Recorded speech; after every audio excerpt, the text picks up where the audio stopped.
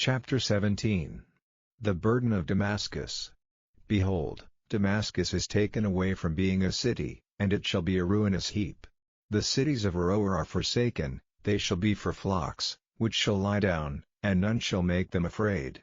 The fortress also shall cease from Ephraim, and the kingdom from Damascus, and the remnant of Syria, they shall be as the glory of the children of Israel, saith the Lord of hosts. And in that day it shall come to pass, that the glory of Jacob shall be made thin, and the fatness of his flesh shall wax lean. And it shall be as when the harvestman gathereth the corn, and reapeth the ears with his arm, and it shall be as he that gathereth ears in the valley of Rephaim. Yet gleaning grapes shall be left in it, as the shaking of an olive tree, 2 or 3 berries in the top of the uppermost bough, 4 or 5 in the outmost fruitful branches thereof, saith the Lord God of Israel. At that day shall a man look to his Maker, and his eyes shall have respect to the Holy One of Israel. And he shall not look to the altars, the work of his hands, neither shall respect that which his fingers have made, either the groves, or the images.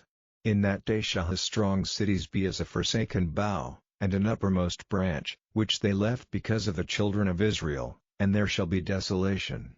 Because thou hast forgotten the God of thy salvation, and hast not been mindful of the rock of thy strength, therefore shalt thou plant pleasant plants, and shalt set it with strange slips. In the day shalt thou make thy plant to grow, and in the morning shalt thou make thy seed to flourish, but the harvest shall be a heap in the day of grief and of desperate sorrow. Woe to the multitude of many people, which make a noise like the noise of the seas, and to the rushing of nations, that make a rushing like the rushing of mighty waters.